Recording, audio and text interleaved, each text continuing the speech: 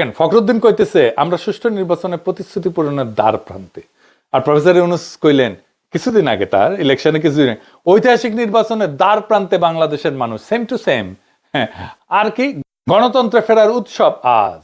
দেশে গিয়ে গণতন্ত্র ফিরেছিল নাকি ফ্যাসিবাদ কায়েম হয়েছিল?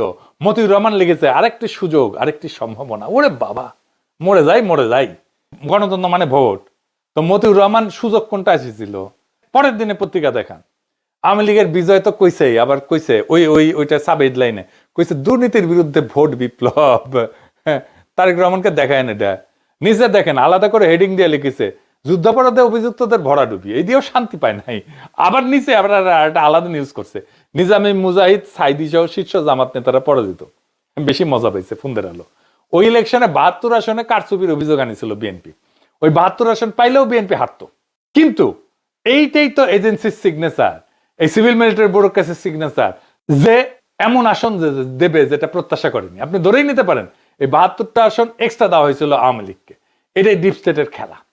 ডিপ স্টেট পলিটিক্যাল পার্টিকে বুঝাইতে চায় আমি তোমাকে ক্ষমতা বসাইছি, ডিপেন্ডেন্ট করে দেয় পলিটিক্যাল পার্টিকে, ব্যুরোক্রেসির কাছে।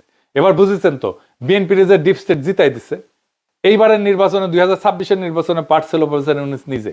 তার পার্টটা ছিল আমেরিকার সাথে বরাবর করে দেওয়া। কেন আমেরিকাকে দরকার? কারণ ডিপ স্টেট একা ক্ষমতা ধরে রাখতে পারে না, তাদের দরকার আন্তর্জাতিক সমর্থন, যেহেতু জনগণ তাকে সমর্থন দেয়নি। তাই বাংলাদেশের ক্ষমতার খেলায় সবসময় একটা পরাশক্তি থাকে। তো প্রফেসর ইউনূস এটা করছে এই খলিলুর রহমানকে দিয়া, আমেরিকার সাথে বাণিজ্য চুক্তি দিয়া। তো খলিলুর রহমানকে আমি প্রশ্ন ছুড়ে দিছিলাম যে আপনারা কেন ইলেকশনে 72 ঘন্টা আগে আমেরিকার সাথে চুক্তি করলেন? উনি সংবাদ সম্মেলনে বলছেন যে চুক্তির ব্যাপারে জামাত আর বিএনপির সাথে আলাপ করে নিচ্ছেন, ওনাদের সম্মতিতে এই চুক্তি হয়েছে। জামাতের আমির পরিষ্কারভাবে অস্বীকার করছেন যে এই চুক্তি নিয়ে তাদের সঙ্গে অন্তত প্রফেসর ইউনূস সরকারের কোনো আলাপ করে নাই। এই মিছা কথাটা খলিলুর রহমান কেন কইল? প্রফেসর ইউনূসের শাসনে বাংলাদেশ পুরোপুরি আমেরিকার বলয়ে ঢুকে গেছে, আর এইটার কারিগর খলিলুর রহমান নিজে। এই ঝুঁকে যাওয়ায় প্রফেসর ইউনূসের সম্মতি থাকুক আর না থাকুক, বাস্তবতা হইতেছে বাংলাদেশ বিপজ্জনকভাবে আমেরিকার কোলে গিয়ে উঠছে। ইরানের বিরুদ্ধে ঠিক আমেরিকার ভাষায় বিবৃতি দিয়ে আমার কথাটাই প্রতিষ্ঠা করছে বিএনপি সরকার।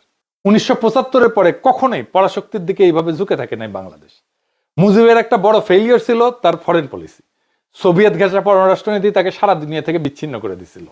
চীনের স্বীকৃতি পায় বাংলাদেশে মুজিব জয় বাংলা হয়ে যাওয়ার পরে। চীন বাংলাদেশের জাতিসংঘের সদস্যপদ 1972-এ 1974 পর্যন্ত 2বার ভেটো দিয়ে ঠেকাইছিল, 2বার। আওয়ামী লীগ নিজেই দাবি করে কিউবার পাটের বস্তা পাঠানোর কারণে আমেরিকা খাদ্য সাহায্য দেয় না, এই জন্য 1974-এর দুর্ভিক্ষ হয়। এমনকি মুজিবের মৃত্যুর জন্য আমেরিকাকে দায়ী করে। এই ঠিক এইরকম একটা বিপজ্জনক পররাষ্ট্রনীতি নিচ্ছে এইবার বিএনপি। সারা দুনিয়াকে শত্রু